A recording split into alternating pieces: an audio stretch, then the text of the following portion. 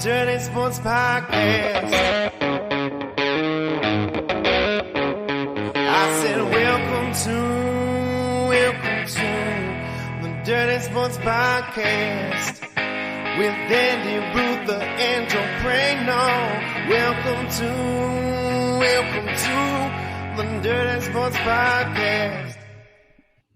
Welcome to the Dirty Sports Podcast. I'm your host, Andy Ruther, coming to you live from Cincinnati, Ohio, with my co-host from Port Hueneme, California, Joey No Chill Praino. Hello, Andy. Morning. Good morning, sir. In wet SoCal. I keep hearing about this rain out in SoCal. Well, you know how it is, Andy. You've been out here. You've been out here for some like weather. You know, my mom texting me, hope everything's okay. Hope you're not. I'm like, it's a 3 on a northeast storm scale. like we're fine.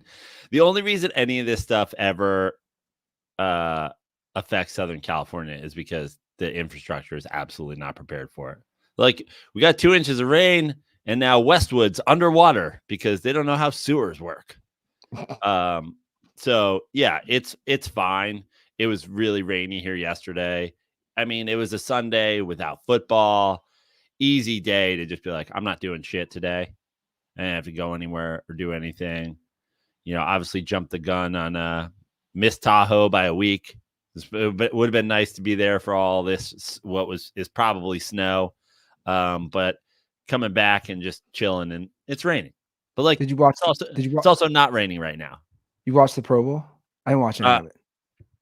I watched 3 seconds of I turned on my TV yesterday and it was still tuned into ABC, I think, because the night before I watched Knicks Lakers, and I saw the NFC dominate a tug of war, and then I was like, yeah, I'm good. They did tug of war. They did a tug of war. And I wish I could have live bet that in the moment, because Aiden Hutchinson, the Pro Bowl's turned into Wipeout. Yeah. It's turned, yeah, absolutely. You know the show Wipeout? It's turned into Battle of the Network Stars. The second I turned it on, they're like, all right, we're going to NFC, AFC tug of war here. NFC side, Aiden Hutchinson, Dexter Lawrence. I was like, and me and Andy and Maddie Goldberg, and they're going to annihilate the fucking AFC. And they did. It was like it was the shortest tug of war I've ever seen in the history of tug of wars. It would have been the equivalent of like boys versus girls at field day when you were a kid. Like Aiden Hutchinson was in the front, Dexter Lawrence was in the back. I was like, I don't think anybody beats this. Like, I can't think of 2 people on earth that I'd put on the other side and take them. He's a Ruth or miss, Aiden Hutchinson. I thought I know you were so quick. You were you got out of the gate so fast too. I remember you being like, that's a post draft day. You're like, I just gotta get us out. I know I haven't said where you're coming live from or anything, but Aiden Hutchinson's gonna be a bust. And I was like, why? Why are we doing this? Well, no, and a lot of it was Hard Knocks. I just felt he kind of came out of nowhere at Michigan. And I just was like, this is a home state guy. He went to Michigan. He goes to Detroit. He's got like the hot mom, right? Remember that? On Hard Knocks. I was like, what's the actual hype? But obviously, he's had a really nice start to his career. And I think maybe it was the eye black that annoyed me. I mean, at this point, though, like, if you are a top 10 white edge rusher and you do the stupid eye black from the program, I mean, not a lot of them have been misses in the last fucking 8 years. Like, those guys seem to come out and do pretty well. They do. So far, they've been pretty good. Well, not all of them have the eye black. No. I feel like that's a dorky white guy thing to do, though. It is. I miss you remember the Breathe? I sleep with one every single night.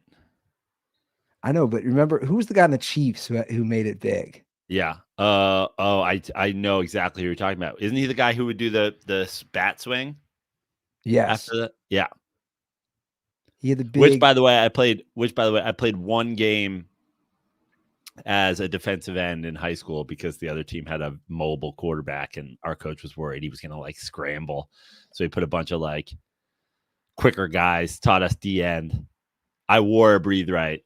I got a sack. I did the bat swing. Who was it? Neil Smith? Is that Ooh. is that it? Did I just pull that name? Let's see here. Oh, nice. Nailed it. Neil Smith. That's a deep little dive right there. I got a sack in the game, Andy. I did the Neil Smith home run bat swing. And one of the other guys on our team came up and was like, act like you've been here before. I was like, I haven't been here before. I have never gotten a sack and I will never get a sack. I'm the most only plays wide receiver guy that's ever lived on planet Earth. No one is less qualified to do anything on a football field. I'm so qualified to be a split end and not qualified to do anything else. Look at this. Look at Neil Smith. I mean, what is this thing? I love a breathe right, by the way. That's like he has a mask on. This is like his whole face. Yeah. 92, 93 seasons. I think Jeff Blake used to wear one too when he played in the Bengals, like a QB wearing the breathe right. Yeah. The breathe right's unbelievable. I wore it. I wear one to bed all the time. And then when I'm in Tahoe, I didn't even take my one from bed off. I just wore it straight up to the slopes. That's how much I was like, well, I'm going to look like a dickhead with the goggles and the hat and the whole thing. It's like, who cares? Just have one more accessory on, but this one will help you breathe. I just discovered Afrin. Oh, bro, that shit is addicting. I know my brother John's been addicted to Afrin for 40 years. It is addicting. I just discovered it getting COVID. I was like, I'm so congested. I've never used it. I've only heard like, wild. You're only supposed to use it for 5 days. Yeah. Oh, there's been people who've been using it for, decades.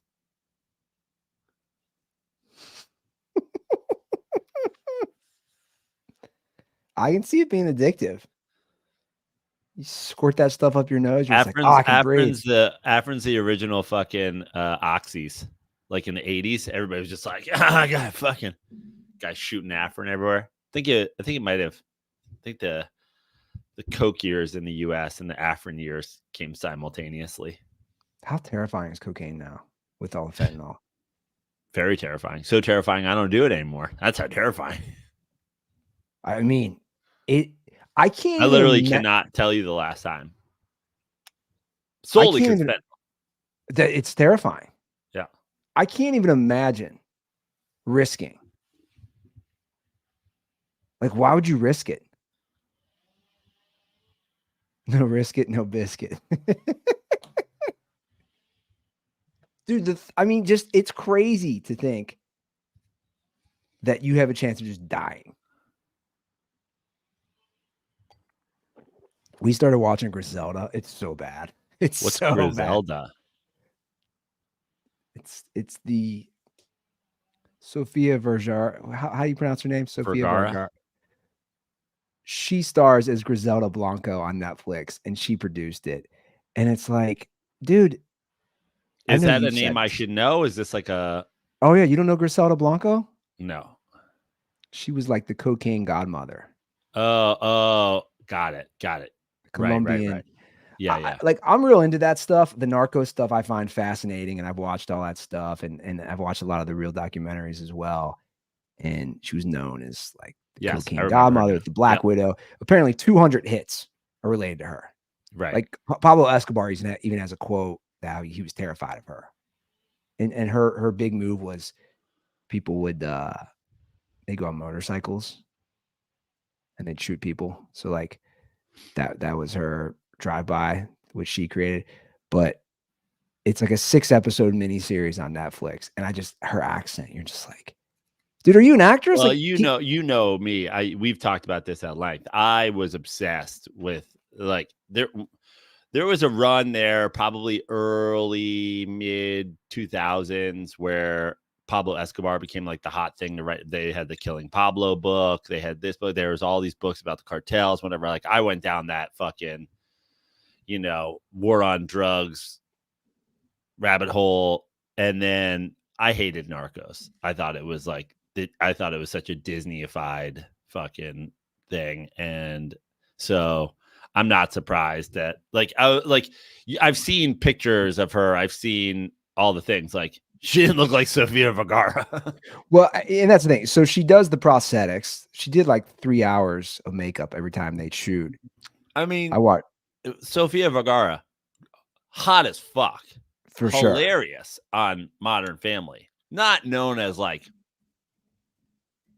an award-winning actress. No. Definitely not. But I'm 3 episodes in, it's only 6, and I'm like, this isn't good, but I'm gonna have to finish it. I'm just gonna have to. But yeah, it's pretty watered down, and it's so ridiculous. I don't know if you've already watched this, but I watched it the other night. It's fun and entertaining. It's only an hour and a half. Have you watched the We Are the World documentary? Oh, dude, I watched it this weekend. I love it, and I can't. It's great. So it's funny you bring that up. I can't stop playing and singing "We Are the World." Like my house is getting very annoyed with me. I can't stop singing and playing Deo because they break out for fucking Harry Belafonte and it's Deo. Funny you say that too. Like, I did the same thing. Like, the Banana Boat song is such a good song. Well, it is, and I got Isla into it, so she loves it. So we've been playing it a lot at home and in the car. She loves that too. It's funny. I was doing the same thing. That's a great. That was my favorite part of the whole. That was my favorite part of the whole thing when they just randomly broke out and fucking a little Harry Belafonte tribute. The fact that they did that in one session, in the night after the AMAs, it's like to start. Amazing. How I mean, you were an LA guy. You used to live tweet the Grammys, which I got to say, we'll talk about that in a minute. I missed that last night, actually. It's the first time I live tweeted the Grammys like 2 times. It's first time ever. I was like, "Where's Ruther live tweeting the Grammys? Could use him tonight." That shit. Like, it's not like they started at midnight, but they probably started at 9 or 10 o'clock, and they do it all. Like, imagine having like. No, they did. They show the clock on it. It was late as hell. They didn't finish up to like 7, 8 a.m. No, that's what I'm saying. But I'm saying they went all night. Like, I don't think that everybody got there at 2 a.m. because, probably back in the day, they recorded it and aired it AMAs probably went at 5 p.m. I gotcha. Right. And was over at 8 or something like that. But that's crazy. Like, I hate to do the whole like millennial generation, but I don't think you're getting people there after the Grammys last night. You're not. You're just not getting it. It's such a once in a lifetime thing. And obviously you and I know that song so well growing up in the 80s. It's a great song. It really is. It's a great song for a great cause. And to get that many different diverse musicians, I thought that was a really cool documentary. Yeah. And just some of the tidbits you learn, like Cyndi Prince Lauper not showing up. Yeah, Cyndi Lauper chosen over Madonna. Yeah. Which I think worked out great. Yeah, because what's great about it, and my girlfriend was trying to like kind of dunking on Bob Dylan, and I was like, but that's what makes the song so great is that you can hear like being in the 80s without a video, without seeing it on TikTok or whatever. Like you'd be like, that's Huey Lewis, that's Bob Dylan, that's Bruce Springsteen, that's Cyndi Lauper. You knew all those fucking that's Perry, Michael Jackson. That's Michael Jackson. You knew because it was such distinct voices. Such distinct voices. I mean, it shows you it's raised $80 million for feeding people in Africa. And that story, the Lionel Richie story about going to Michael Jackson's to write the song. Yeah. And he's hanging out with his monkey, and then the snake that just shows up. Oh, there you are. There you came. I lost you. And then I started thinking about, of course, we had the conversation at home about Michael Jackson and the documentary. And bro, I just thought about what you were saying the one time. Like, oh, if this is all made up, that one dude. It's Daniel Day-Lewis. Was it Newcheck? What's his name? I forget. Yeah. The kid you're talking about? Yeah, he's like he's the best actor ever. Not Wade Robson, the other kid. Yeah, the other kid is the best actor of all time. Like when I say the best actor of all time, I mean, you talk about the actors who do the transformation. Oh, fucking you just said Sofia Vergara's doing the prosthetics. Benicio del Toro put on 100 pounds for Fear and Loathing. Christian Bale lost all this weight. This kid is the greatest actor of all time. He was the handsomest, fucking good-lookingest, boy bandish looking model actor. Now he is like bags under his eyes, skinny shell of himself. Looks like a guy who lives in fucking AA meetings. Like forget the shit he was saying. You're like, he's sitting like this now. This is Heath Ledger Joker shit if he's lying. Right. And the question is, you know, oh, he did it all for the money. He could have made a lot more money being Heath Ledger in the Joker, or fucking Joaquin Phoenix in the Joker, since this kid is the world's greatest actor. Went from handsome guy to decrepit, sad, depressed man. James Safechuck, that's his name. Yeah.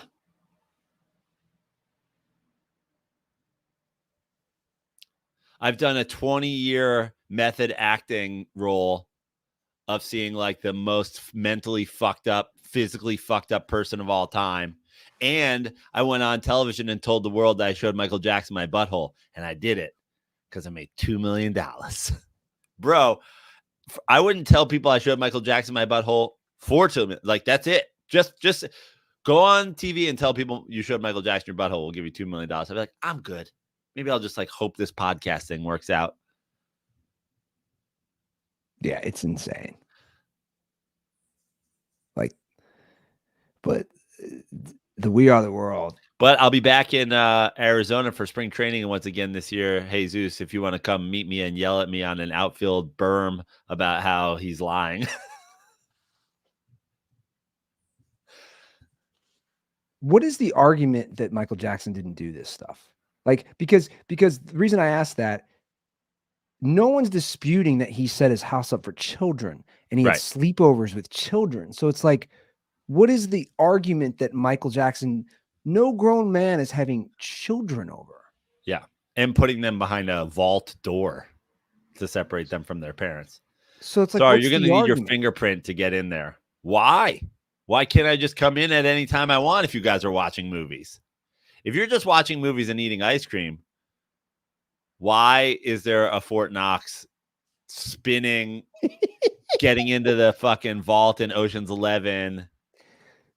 Why do we have to sneak in a small Asian man in the money cart like fucking Danny Ocean did just to get into your room if you're just in there eating ice cream?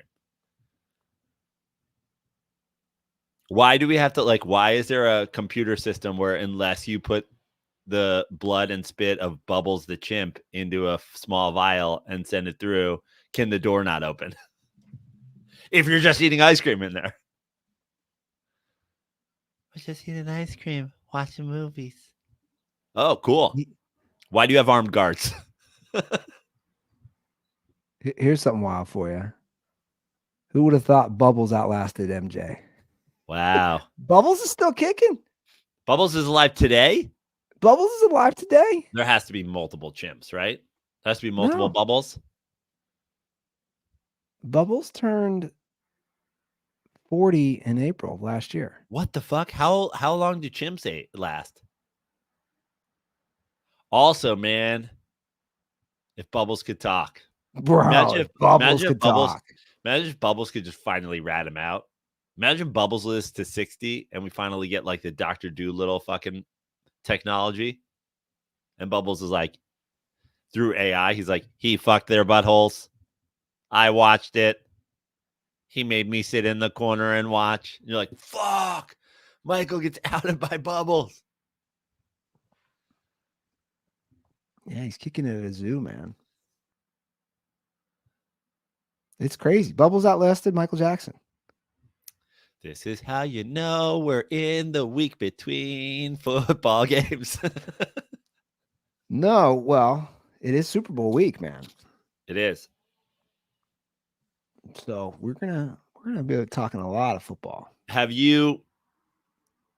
I feel like I know the answer to this, but like, have you wavered on your thoughts on this game at all? Maybe in terms of the line, the whatever, like what you think is going to happen. Is anything? You sent me a Wall Street Journal article, which I haven't been able to read because I don't have Walt's password. It's my password. Yeah. Are you? It felt like last week you were on the Chiefs. Are you wavering at all? I haven't really thought about it, to be honest. You're going to save that for Thursday? Well, I can say it for Thursday. The article that I read was basically just I didn't know to this degree. It's pretty fascinating. The spread offense became a big thing.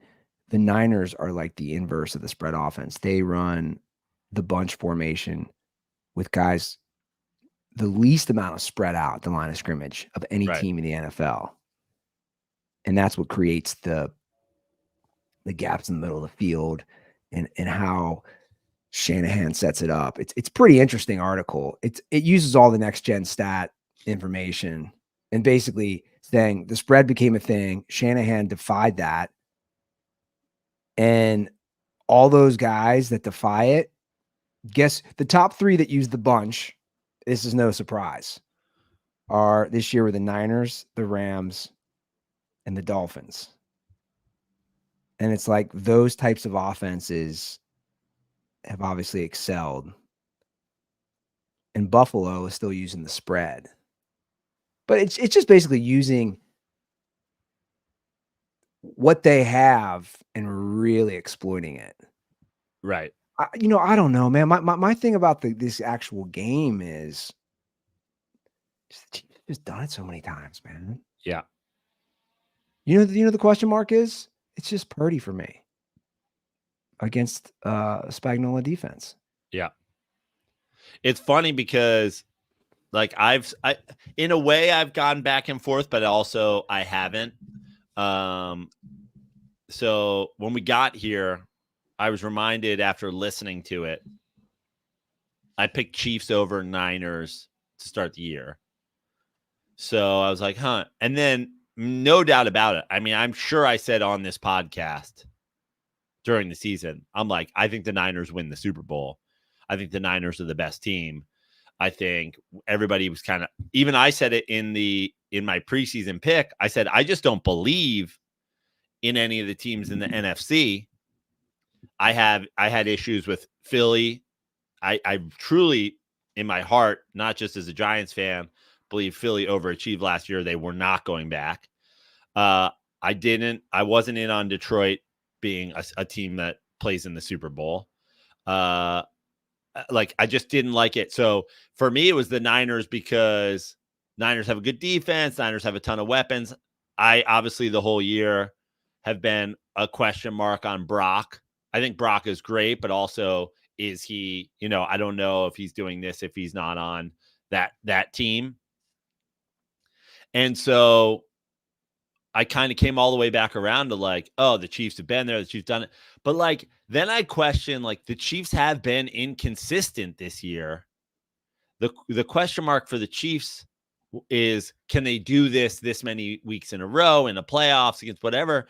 But now, of course, you got 2 weeks off and you got Andy Reid an extra week to prepare. They've been there before, blah, blah, blah, blah, blah. And so in the end, what it all comes down to me, and obviously we'll talk about it more on Thursday in terms of how the line itself moves and stuff like that. But I then revert back to coach, quarterback, defense.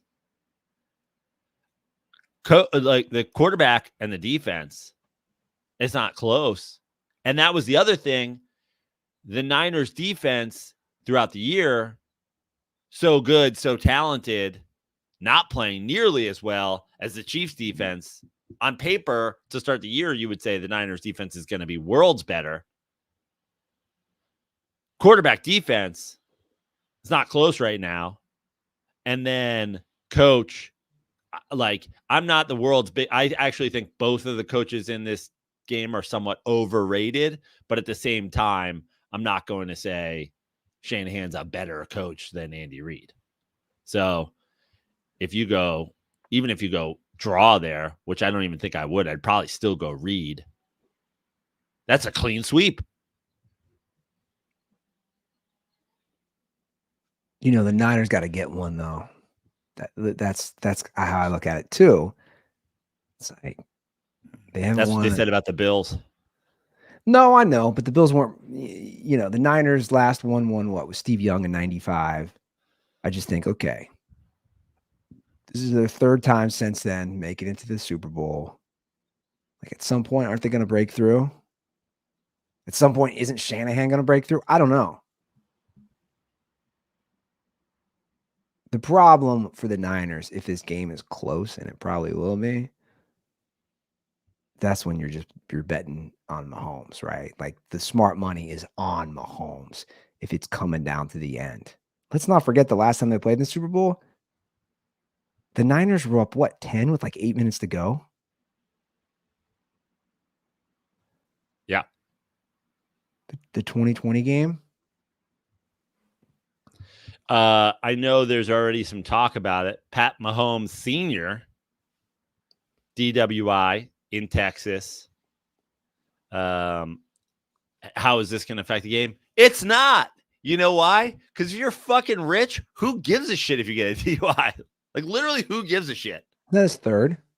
Yeah. Who cares? Now, you're an asshole, but you're also in Texas. What are you going to hit? I wonder what Patrick Mahomes thinks. You hit a chain barbecue restaurant? You hit an IKEA? You're fine. I wonder if it bothers him. He's like, come on, Dad. He's like, I will get you a driver. Like, what the fuck? Like, is this where we're at? He's got a lot to deal with. Like Patrick Mahomes, between his brother, his wife, and his dad. I mean, I said that yesterday. I said, oh, Brittany Mahomes is getting chauffeured around on the Taylor Swift private jet, but Pat Mahomes got to fucking drive himself around Texas. Seems a little racist. I don't think you know what? The Brittany Mahomes, Taylor Swift, there's no way Taylor Swift actually likes her, is there? Oh, what are you talking about? What are you talking about? Did she the first time she talked to her for 3 minutes, it was a fucking pointing Spider-Man meme. She's like, you're the most basic ass annoying white chick on planet Earth. No, you are. Oh, did we just become best friends? On 3, name your favorite dinosaur. 1, 2, 3. Like, they are the same person. Yeah, but one every time. That's why one, I was like, one's self-made and one is. Where's Andy Ruther live tweeting the Grammys? Every time they go to Taylor Swift, the only person standing at the Grammys, the only person standing, making a fucking nuisance of herself. She is Brittany Mahomes watching a football game. You're like, why? Everybody else is just watching the game and you're doing some shit every time the camera cuts to you. They are the same person. If Brittany Mahomes just like started going to the Grammys as Taylor Swift and Taylor Swift just started going to the Chiefs game as Brittany Mahomes, no one would even fucking notice. Well, that's why I didn't watch the Grammys. Yeah. I was in and out of the Grammys. I didn't like tune in to watch it. Everybody knows I'm a huge Miley Cyrus fan. I heard she won a Grammy, and then I was like, oh, really? Then I tuned in. I saw her performance. And then they were like, we got U2 at the Sphere coming up. So I stuck around for that. Then I was back out. And then I heard Billy Joel was doing a new song for the first time in 30 years. I was back in. And then Jay-Z gave I missed the Jay-Z thing, but I watched it on the internet since. What's going on with Jay-Z's hair? I don't know. I still struggle with that look on Jay-Z. Yeah. Jay-Z, you're already the ugliest guy alive.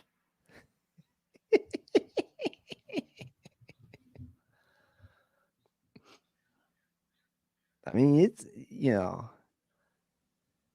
I was just in Hawaii. Jay-Z looks like a 200-year-old sea tortoise.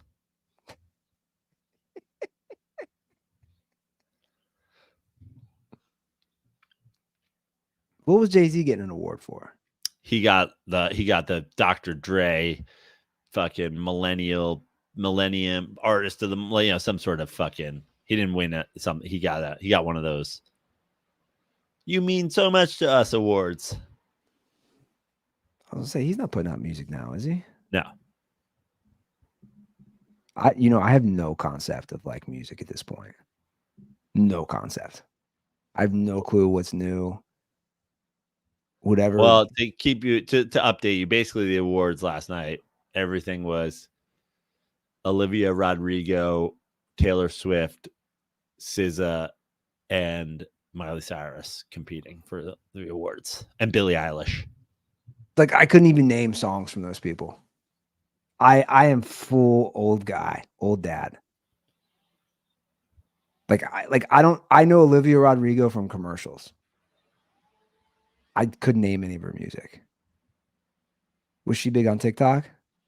She was. Her first song, I forget what it was, about breaking up with her boyfriend or whatever. Was huge. Now she has another one that's huge. Billie Eilish, I can name like 2 songs of. Obviously, I'm a Miley stan, so it was great to see Miley win some awards.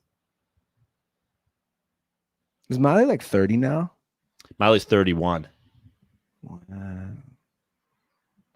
All grown up. 31.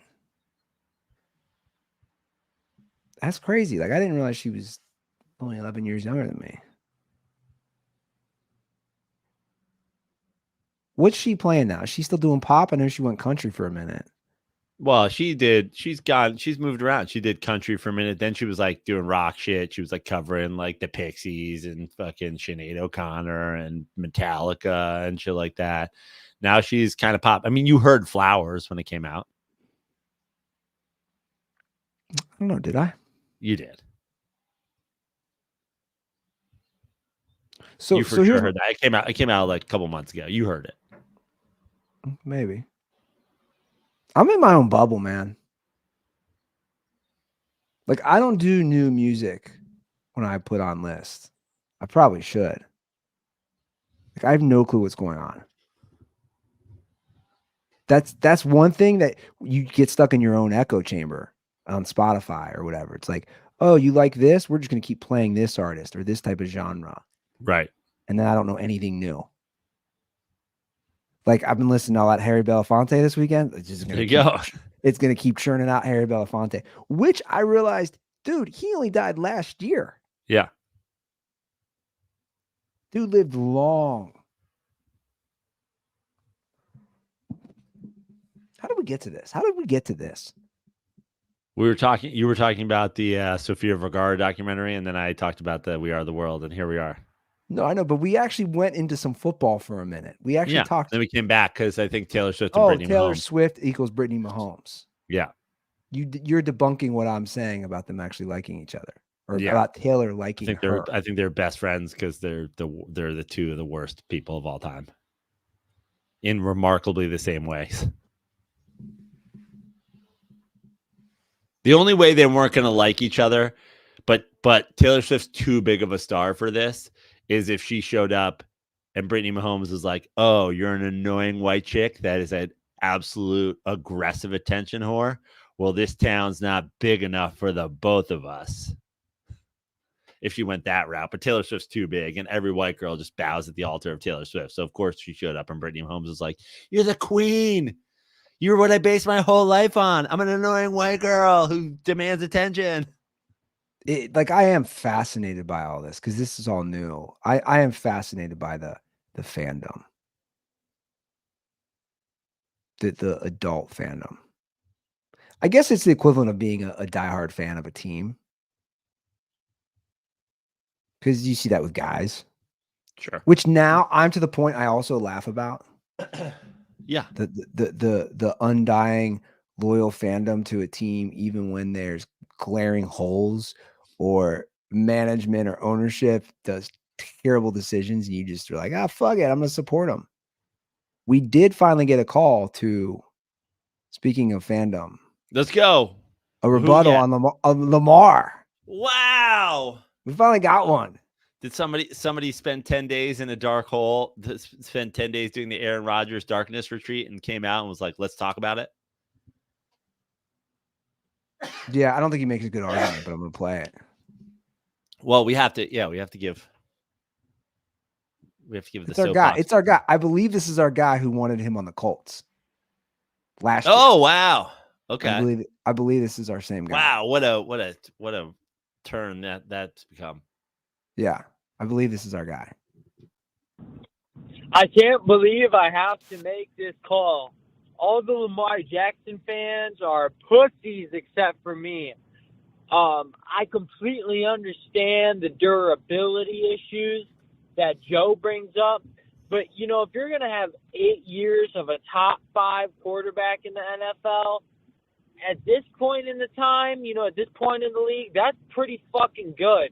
Even if you got Joe Burrow, he's already missed 1.5 seasons with injuries. Tua is maybe a top 10 quarterback, if that. And that guy's one fucking hit away from getting perma-CTE'd into a fucking wheelchair. Pardon my French. But, like, come on, man. Like, even if you're paying 30, 50 mil for Justin Herbert, if you're going to get 15 years of Justin Herbert versus 8 years of Lamar and you're only paying him for that, it's kind of worth it, dude, if you think about it. Secondly, yeah, dude, Mahomes is the first dude I've seen really put the balls in the fucking face of Tom Brady since, I don't know, Peyton Manning, I guess, on a consistent basis. Maybe Eli. Maybe Manning's in general. So I think he's the GOAT. You know, he plays football at the highest level that's ever been played. Finally, big question for Joe and Andy. How do you guys feel about global warming and the melting of the poles, and possibly by 2040, the fact that both the poles will be melted and we'll have you know, very extreme weather, whether it's summers or winters, you know, polar vortexes during the winter and consistent heat waves during the summer. So and he just ends it. Okay. So many things to tackle here. There's a lot going on. So we'll go in order. So dude, you didn't address the most important thing, which I've noticed, because it's funny that he brought up Burrow first, comparing Lamar, because there was this big tweet thread comparing Burrow's playoff stats, which by the way aren't anything insane, versus Lamar's. Now Burrow's are still a lot better, but like, you know what Lamar stands? You know what's so funny? You know what they always go back to? They're like, he's gonna be 2-time MVP. No one gives a fuck. Win a fucking playoff game. Yeah. Like that, and that's what you're not mentioning. 8 years of a top 5 quarterback who's won 2 playoff games in 5 years. No, I'm good. Thanks. But the other thing is, he said 8 years. So this was his 6th season. It was his 5th. His 5th? Right? I think it was his 6th. I mean, I don't know if he 2018, 19, 20. Yeah. I'm talking a full-time starter. Well, okay. Maybe that's why. It's still, yeah, I mean, he started 7 games in 2018. So it's his 6th year of his career. So let's just address that. So 8 years of Lamar Jackson. What are we talking about? You have 2 years left? This is your 2-year Lamar Jackson window because the injury potential and blah, blah, blah. Like, so, but how long did he sign for? So you already know, you're basically telling me that you're going to pay, you're admitting as a Lamar Jackson guy, you're going to be paying for him when he's past his expiration date. Also, not the guys to talk to about fucking Tua. We were never in on Tua, not for a second. I can't go back so far as Andy Ruther still was into college football probably 5 years ago or whatever. Maybe he had a Tua boner in the Alabama or something like that. But I've never been in on Tua. So if your argument here is I'd rather have him over Tua, cool, I guess. Yeah, I mean, first of all, I 100% agree with you. And second of all, still don't want either of them long term. And dude, and yeah, I agree. Like, I've never been a big Tua guy.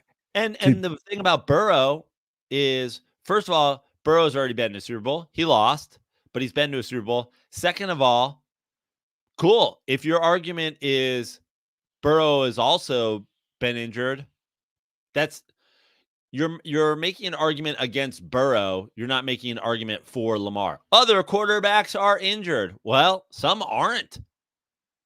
Some aren't. Patrick Mahomes isn't fucking injured. Josh Allen took a beating, but he's not like been injured. No, Burrow's definitely injury prone, but again, Lamar fans are so delusional.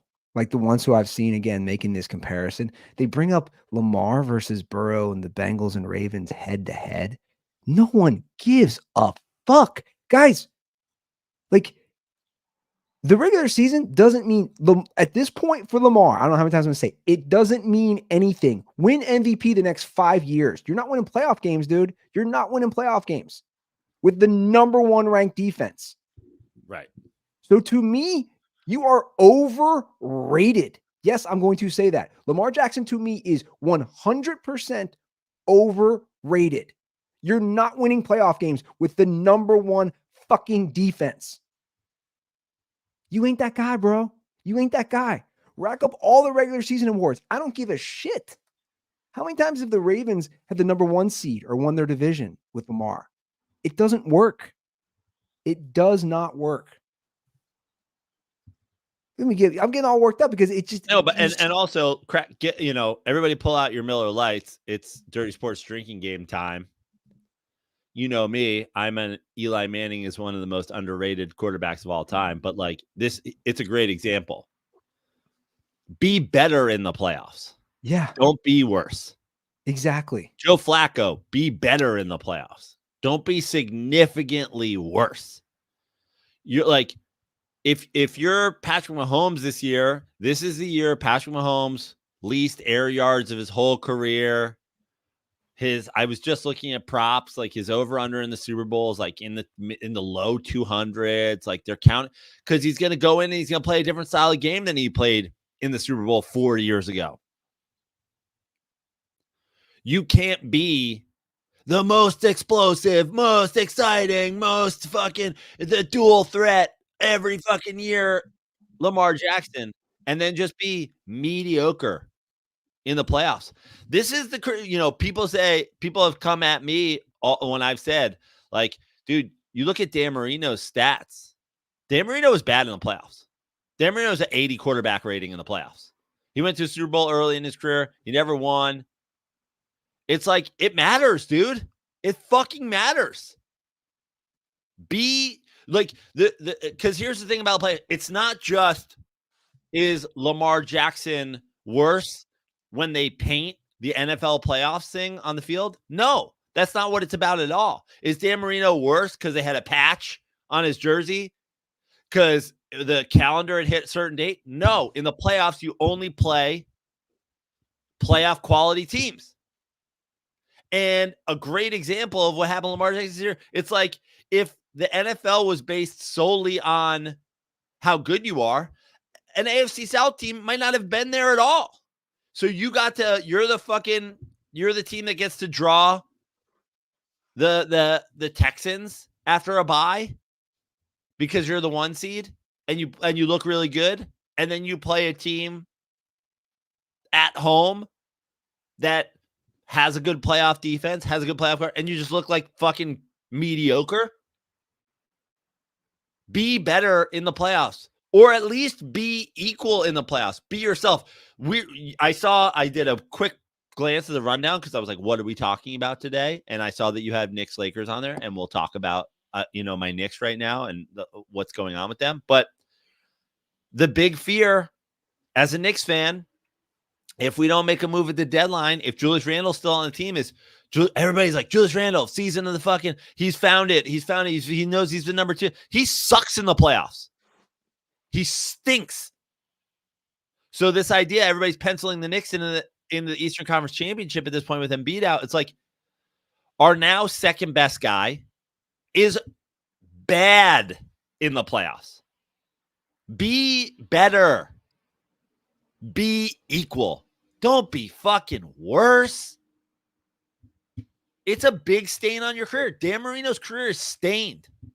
Lamar Jackson's career is stained. Joe Montana is in the GOAT conversation solely because he goes to Super Bowls and he plays better than anybody's ever played at anything ever. He turns into fucking Tommy the Pinball Wizard. He's just like, hey, it's the Super Bowl.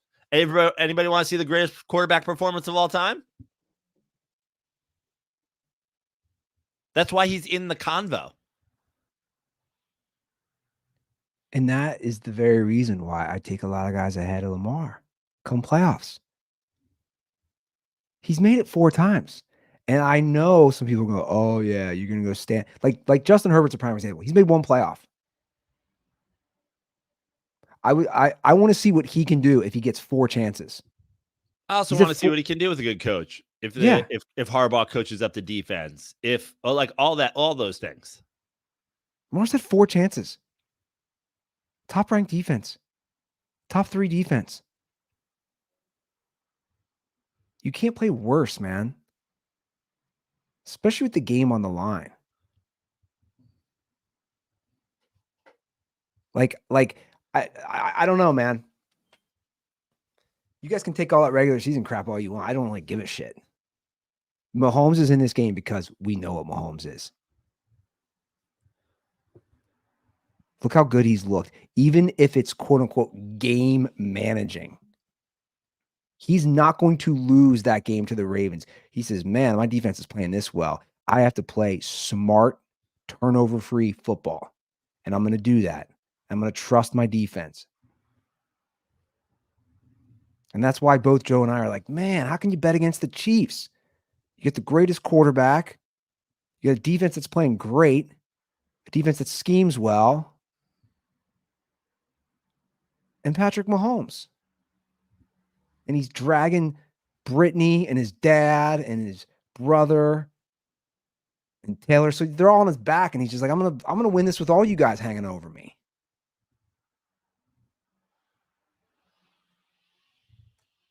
And then, of course, Alex from Kentucky called. Hold on. Also, climate change is real. I don't even know what he's talking about. Let's just get that in. I mean, I think he's just asking us about climate change. I don't know if it's a troll job. If he's like, well, maybe Andy doesn't believe in climate change. This will get an argument going. Obviously, climate change is real. What are we talking about here? I don't know. I don't. My thing on that is I don't know. I don't know enough about any of this stuff. I just know that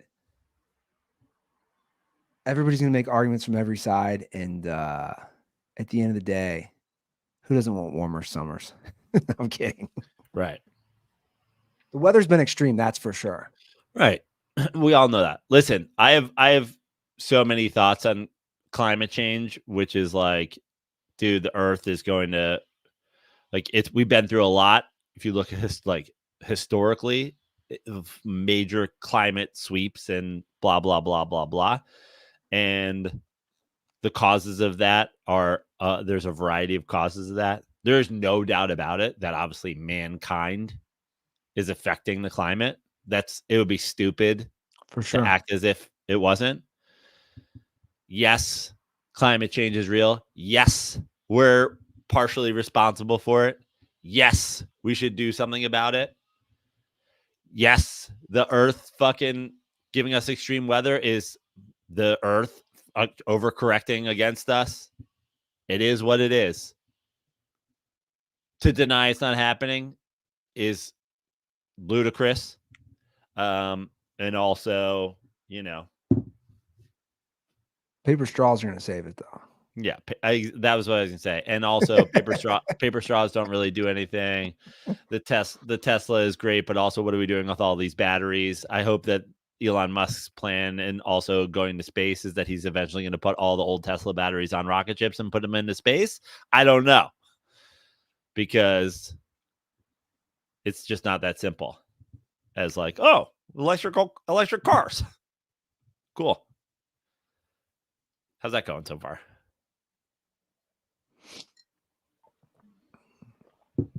Yeah, some serious issues that I'm not.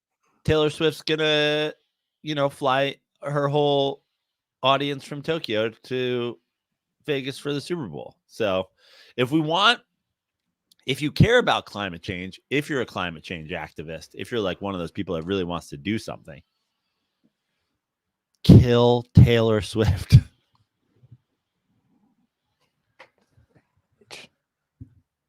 I'm not going to kill Taylor Swift. I'm just saying, if you're like an environmental terrorist, that's what you should do. So I think Alex from Kentucky is, I was saying he was full moron before. I don't know if he's a troll now, man. I don't know if he's leaning in with his latest call. I think he's leaning in. I'm already questioning your decision to even play this call, because I'm like, what are we doing here? He's like, his last opinion was so bad that you should be put on timeout. I agree, but bro, I'm just saying, I think we need to play it. Time for a little game. Troll or moron? This guy's a straight up moron. Complete troll. Total troll. You're not a troll. You're just a moron. I think he's a troll. I'm starting to think he might be just the biggest fucking moron of all time. Or is he trolling us? Troller moron, troller moron, troller moron.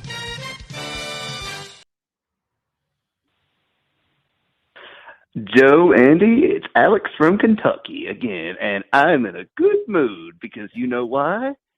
The Titans just hired Denard Wilson, one of the best defensive back coaches in the league, who was with the Ravens, and he made Kyle Hamilton into a star, and they had the most turnovers in the league. And we also hired Bill Callahan, his dad, the best offensive line coach in the league. And the best part of all this, Mike Vrabel does not have a job because he's been a jackass all season. And Denard Wilson got the job over the Giants, the Ravens, and the Packers. Condoms are for pussies. I'm so happy Mike Vrabel did not get a job. Okay. Of course you're happy Mike Vrabel didn't get a job. Mike Vrabel goes 12 wins next year while you guys go 4. You're going to light your cock on fire. So here's my thing. He turned Kyle Hamilton into a star, Andy. And this is what I want to get to, but this is what you see on Twitter. Mike Vrabel turned fucking Ryan Tannehill into a star. And you absolutely crucified him. These fanboys of these teams on the position coaches. How did we get here? Can we stop? It doesn't mean somebody's not a good coach. These are position coaches, guys. Can we like all these dumb fans like, oh, look at this guy. He's the best offensive line coach. Okay, cool.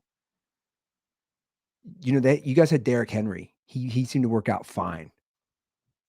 It's, in fact, mark my words. You want to hear it? Here's a prediction. The Titans rush for less yards the next 3 years than they did the previous 3 years when you don't have Derrick Henry. So it doesn't really matter who your offensive line coach is. You had Derrick Henry in his prime.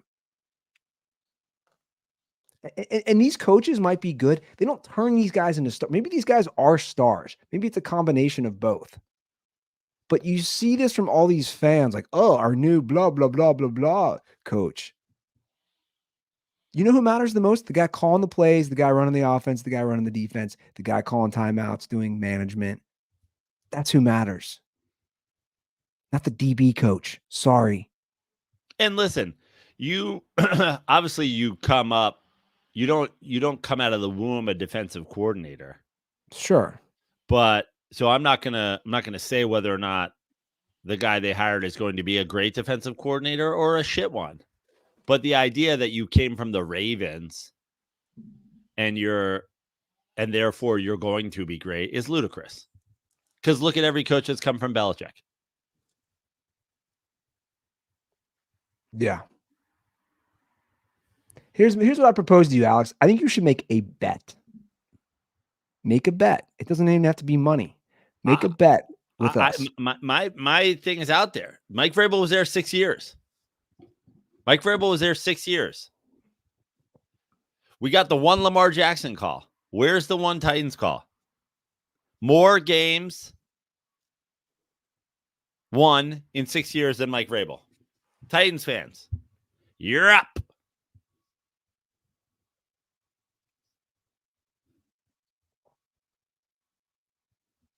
And here's a bet proposal you could do.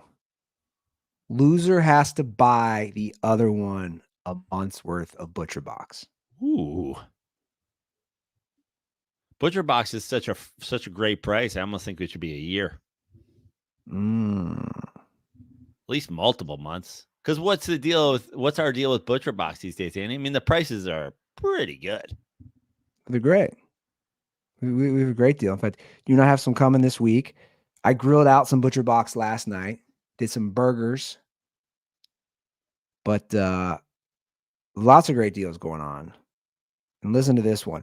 Dirtballs, you can take advantage. They'll ship right to your door. That's what I love the most.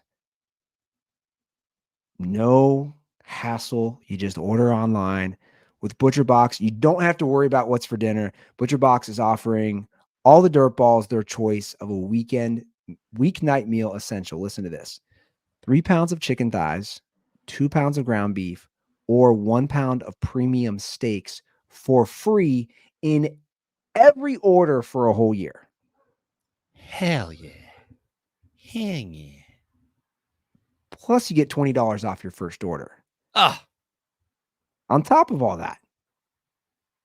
So sign up today at butcherbox.com/dirty and use code DIRTY to choose your free offer and get $20 off.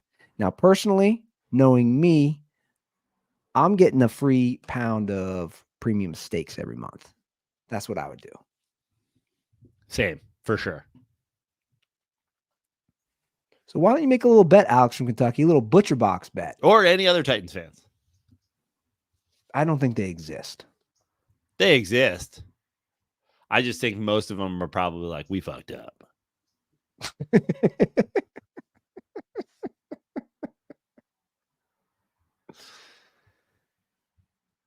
Now, as far as coordinators go, did you hear? You obviously saw the big news yesterday, right?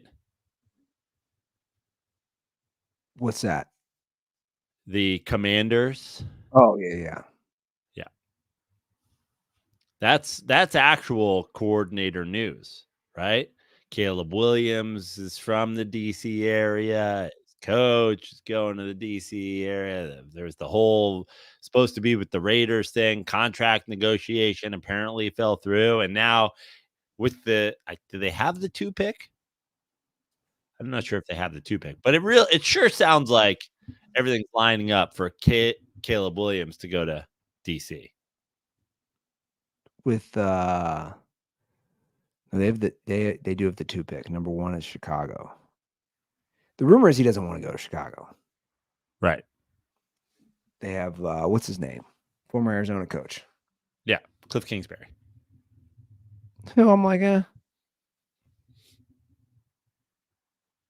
Well, we were both on him as a head coach. True. I guess it's different. So you alluded to your Knicks earlier. Yes. Tough L this weekend. Tough L. Not as tough for me to handle. Knicks fans, I'm sorry, fellow Knicks fans, although this was actually just me hedging my emotions. I bet the Lakers money line. I bet the Lakers money line because the Knicks have been doing something very exciting with all of these guys out. They're still winning games. But Tug texted me, and Tug actually pushed it over the fucking edge. He texted me like 6 minutes before game time or 9 minutes before game time. He's like, Knicks only -2.5 seems like it would have been bigger. And I was like, Vegas is probably counting on a huge LeBron and MSG game. Like, how many more games is he going to play at MSG? So I was expecting a huge LeBron game.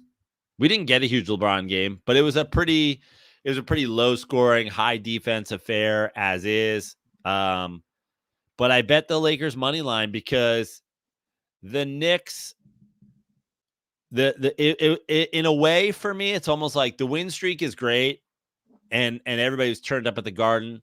They beat the Pacers. Jalen Brunson finds out he is an all-star that night. Jalen Brunson's getting MVP chance. He's crying after the game, and it's awesome. Jalen Brunson is the star that the Knicks have been needing forever. I've said it before, I'll say it again. He's done more for the Knicks than Carmelo Anthony has already in his Knicks career. He is doing something that very similar to when I was very similar to how I felt during Linsanity. I feel during this, which is even Carmelo can't come back from Linsanity going undefeated while he was out and ruin it, right? Of course, Carmelo did do that. He came back and he fucking ruined it. I'm hoping that Julius Randle is different. I'm hoping that the last month of Julius Randle's play combined with what he's seeing them doing without him, that he comes back and he realizes I am the second option on this team. That is it. There's not a 1A and 1B. It's not a Batman and Robin. This is a Superman and me situation. Like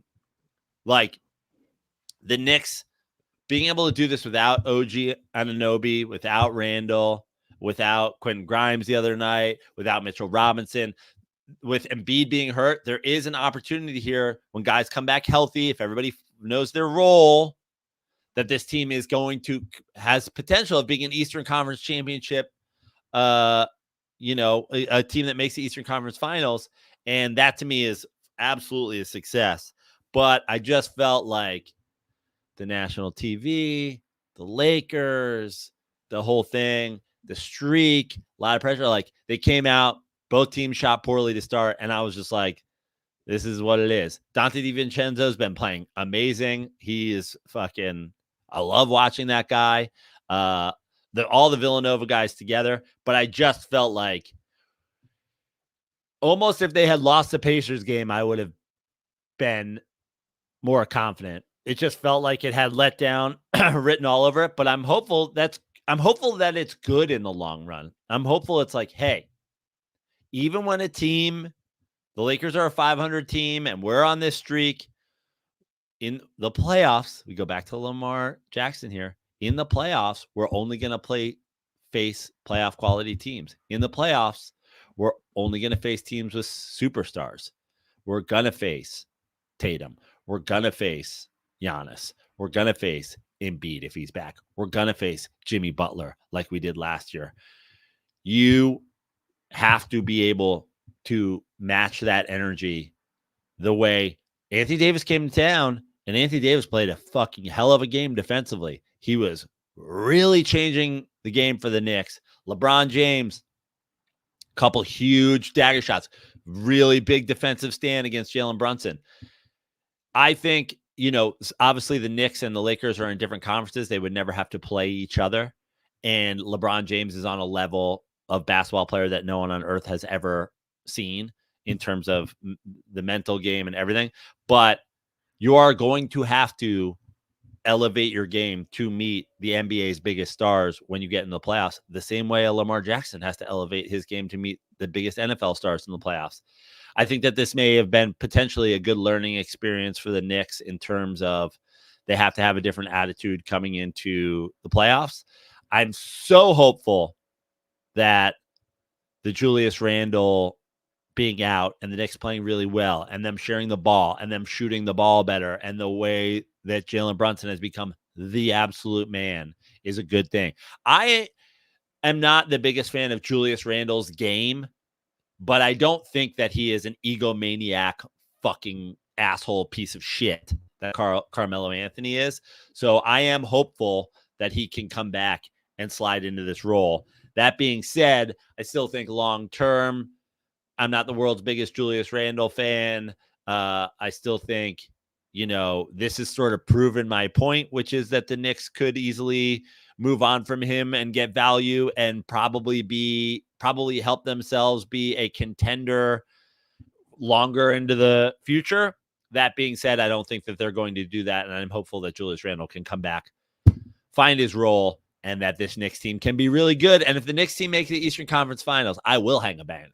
I will hang a fucking banner. Like that would be a huge turning of the corner for a franchise that has been so bad for so long and torn my heart out so many times.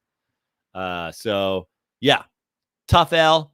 It would have been electric if they won, but I sensed it coming. And I think that they just got to get back on track. I believe they have I believe they're on a 6-game homestand. So now you just got to fucking dominate people at the Garden, continue to move up, especially with Embiid out. You got to finish top 3, top 4. You need a home play, but it would be nice to have if they could sneak into the 2 or the 3 seed, it'd be electric. It'd be bananas. It's pretty amazing how great of a player Jalen Brunson's turned into. Unbelievable. Second round pick, right? Yeah, everybody, including myself, was like, "Oh, did we overpay him? It was immediate. We were like, "Well, we didn't overpay him. Deal of the fucking century." He's been incredible, and he was incredible on the Mavs when Luka was out. And I said it during the game. Jalen Brunson driving to the basket is like Patrick Mahomes scrambling. You're like, you're not even running fast. This is all happening slow motion.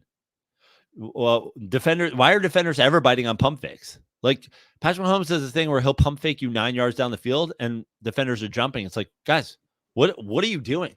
Jalen Brunson is undersized in the paint. He's pump faking and you're jumping. Why? Why are you jumping? This is insane. The whole thing happens in slow motion and it's unstoppable. He's an incredible player and he's so fun to root for. His dad was a Knick. I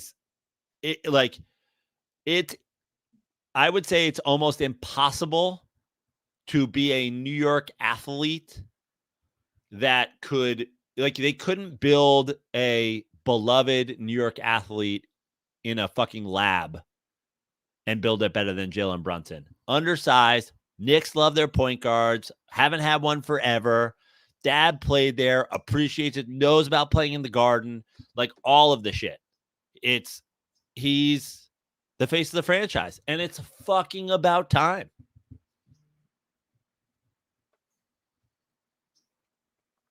Yeah, it's I like it because also he wasn't, just 19-year-old kid who came straight after a year of college. He did his time, and it's crazy. Like he's it's rare now that they develop like that.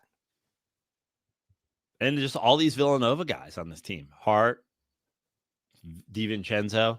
By the way, I don't know if you saw, but it was announced yesterday. Josh Hart, Jalen Brunson, the Roommates podcast. They've announced that they're launching a podcast. I did not see that. That should be fun. Yeah, I didn't see that. Everybody's got a podcast, man.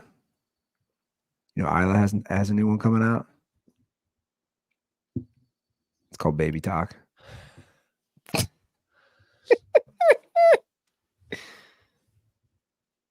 By the way, lots of advice about the kids stuff from last episode, which is hilarious. Joel Embiid hurt again. Mm-hmm. Here we are.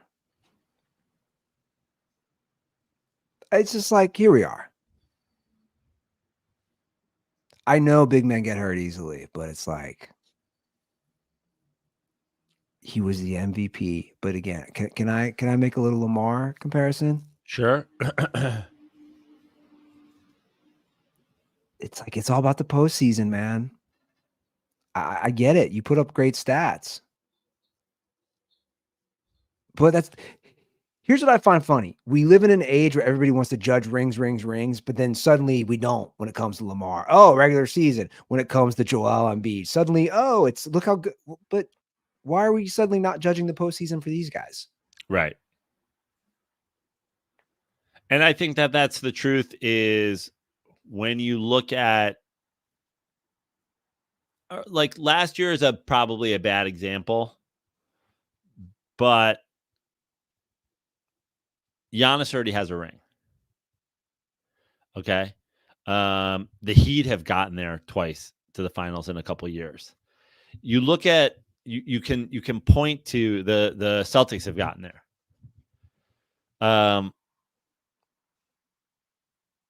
The Sixers have tried a lot of different things around Joel Embiid. And they haven't made an NBA Finals. And when you try a lot of different things around the guy, and the Heat have changed a lot, but Jimmy Butler's gotten there. And, again, Giannis has a ring. It's like, come playoffs, you're going to face the star teams. And I'll just say it right now. And this, you could call me a Philly hater. You can call me an Embiid hater. I'm not. I think Joel Embiid is very, very good. He's an exceptional basketball player.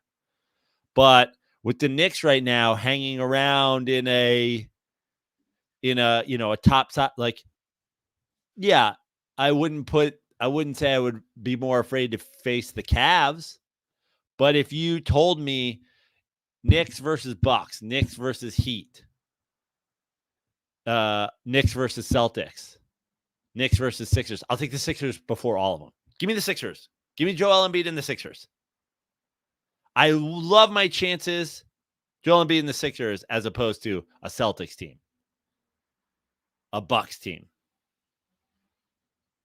Like, it's not even close. Yeah. Even a Heat team.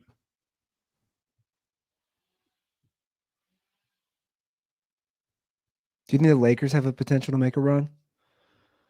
Yes, but also probably not. Because I think that Darvin Ham's sort of proven himself as not a fantastic basketball coach at this point. So you have a coaching issue. You have some, they have some injuries. I doubt that they can make any sort of move at the deadline to get anybody that really significantly helps them. And the NBA is just too goddamn good and too goddamn deep. Now, that being said, they were in the Western Conference Finals last year. Yeah. So do I think that they have a potential of doing that again? Yeah, because they have LeBron James and Anthony Davis. But in terms of so if that's making a run, yes, I believe that they have the ability. Now, this is where, we talk about Lamar Jackson or whatever versus what the Lions did, or the Lions. Good job. You made the NFC Championship game. That is a win. If the Knicks make the Eastern Conference Finals, that is a win. Because the Knicks, they're not the Detroit Lions, but they're not far off in the last 30 years. And the Lakers, they were in making a Western Conference Finals with LeBron James is not achieving something. So we're judging on different, we're judging on different scales. But yeah, I think the Lakers could appear in a Western Conference Finals again. They could. Do they have a chance of winning an NBA championship? No, probably not. Not unless they made some kind of crazy move.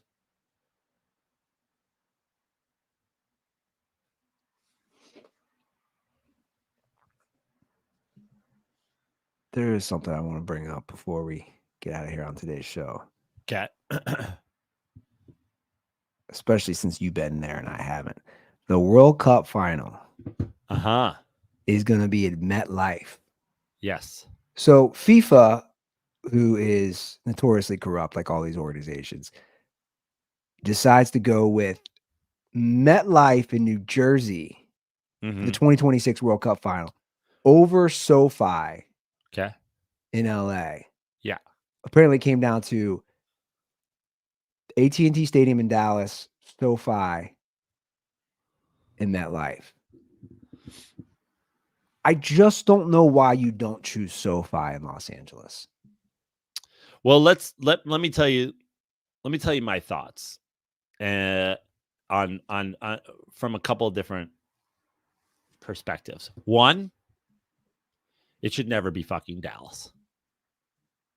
Yeah, I don't have a problem. It shouldn't be Dallas because this is a world's thing. Like Dallas isn't a top 100 city in the world. Okay, you talk about London, Tokyo, fucking Rome, New York. Like how far down the list you got to go before you get to Dallas? This is a world stage. We're not playing this fucking game in Dallas. Dallas, you're out. The only way that was ever happening is if FIFA was so fucking corrupt that they just like Dallas just like bought that shit and whatever. SoFi is a better stadium than MetLife. MetLife has turf issues, which is like a whole other fucking thing. Well, they're going to bring in the grass for this. Great. Thank God.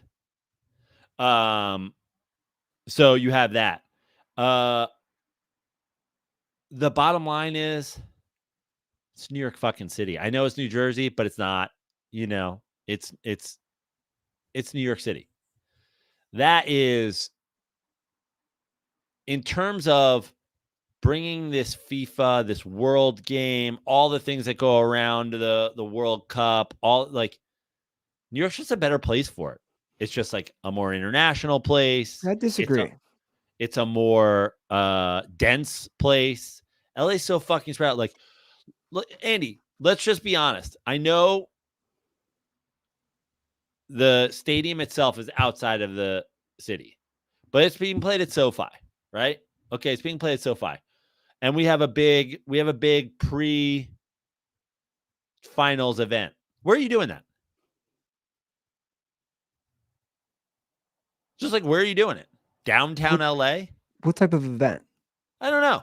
The fucking, Yeah, but again, all the things they do. But I'm also thinking visually. I'm thinking the aerial coverage from the blimp. SoFi. We've already seen SoFi's covered. Yeah, but my point is, I think it's going to look better. We're talking about New Jersey. We're talking about, I don't know. I think you got to go California here, man. They played, I believe. What's more soccer in California as far as the United States? What do you mean? Just there's, the soccer's obviously very popular within the Hispanic community. Extremely. I'm not. I think this is beyond that, right? I think this is beyond that in terms of, I believe in 1994 they played the final in the Rose Bowl. I could be wrong about that.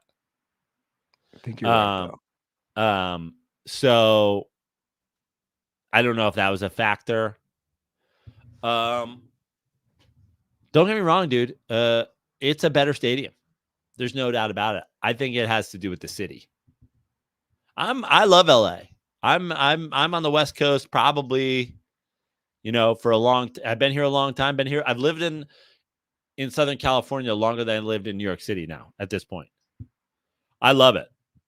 But I think when you talk about bringing an international community to something, New York is a better place. That's just my opinion. And when you talk about the aerial coverage, I mean, you shoot MetLife from the west side from a blimp. It looks like you're in New York City. You know what I mean? It's right there. LA, it's just so spread out. Like, where do you do it? Like, I know, but the thing is about again, LA, like MetLife just when we do those things with players, NFL players, the anonymous. Yeah, MetLife is just one of the worst rated stadiums. Oh, I know. I hate the stadium, but it's going to be playing the stadium, right? That's why I'm saying I don't think it's about. If it was about the stadium, it wouldn't be there. That's, I think, why FIFA has decided it. Or they got paid off by somebody in New Jersey. Sure. Possibly. Yeah. You think they'll have giant soccer ball nachos for Majid to eat? Not at the level they would have at SoFi, that's for sure. No. By the way, nachos, homemade nachos, underrated.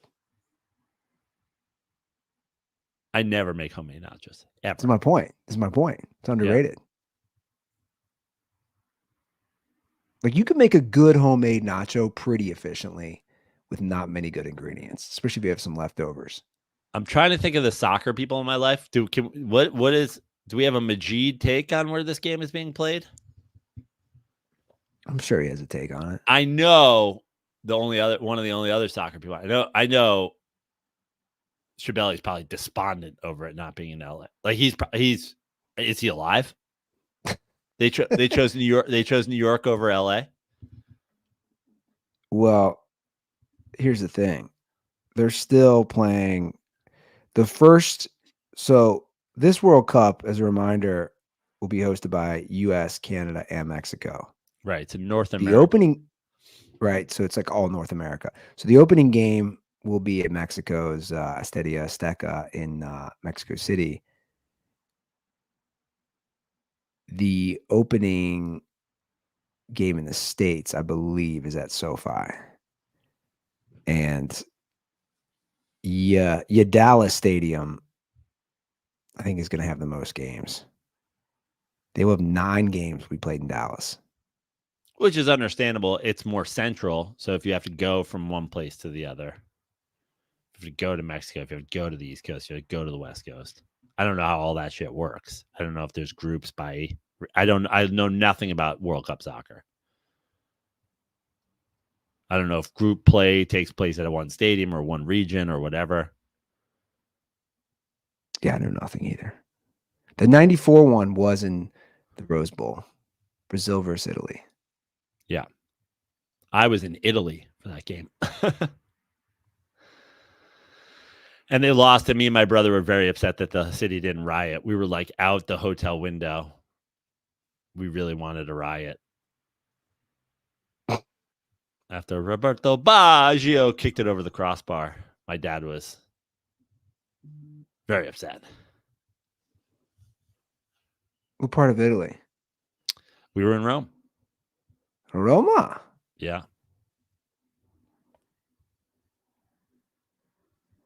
Where's Rome rank in the list of Italian cities?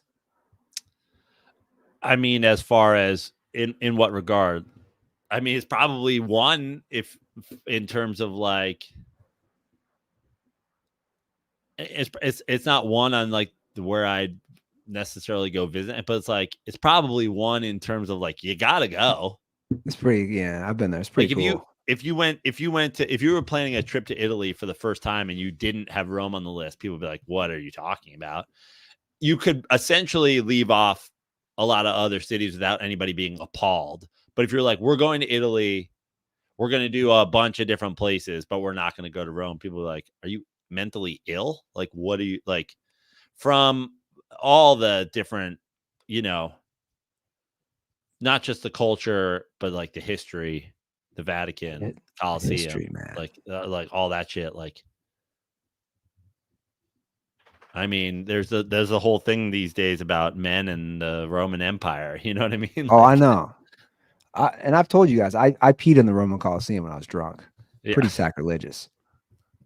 That's what's so amazing to me is like you walk through the ruins, you walk through the history to think about that stuff. It's insane. Yeah. And then you get a guy who threatens to kick your ass dressed as a Roman soldier by the Colosseum.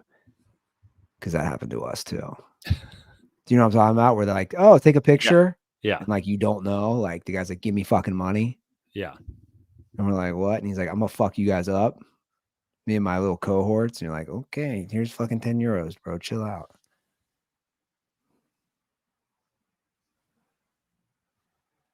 I need to do Europe again. I was drunk all the time. Yeah, you should. right? Like, how good is I'm the glad to hear that, experience? Andy. You know, it's nice to hear somebody in the Midwest there, not just settle in to just like a life of Applebee's forever. You know, get back out there. I mean, no time soon. Take the kid. She'd love it. Or just take the kid to Vegas and be like, there's the Eiffel Tower.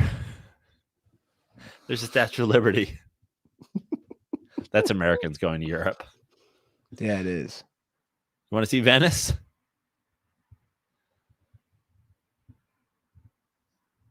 I know. It is so American. Guys, give us a ring, 310-359-8365.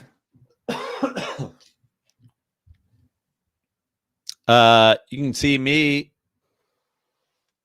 live if you go to joepraino.com for shows or at Joe Praino on Instagram.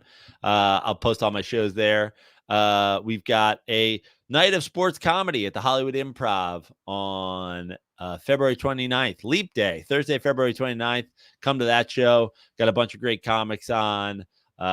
Former guest of the show, original Ryan Fitzpatrick stand, Sarah Tiana's on the show. Our good buddy Dan O'Carter's on the show. Wayne Fetterman, Kostaki Economopoulos. Damn, that's a hard one. Not going to work here anymore, that's for sure. He's going to be on the show. I'll be in Vegas again, the Europe of the U.S. I'll be in Arizona. I'll be back in New York. I may or may not be in Utah in early March. JoePraino.com for shows. At Joe Praino on Instagram.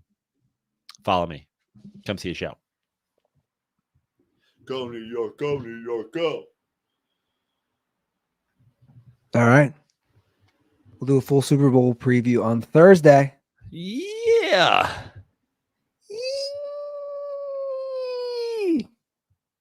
So we'll be back on then. All right, guys. Have a great start to your week. And as always, stay dirty.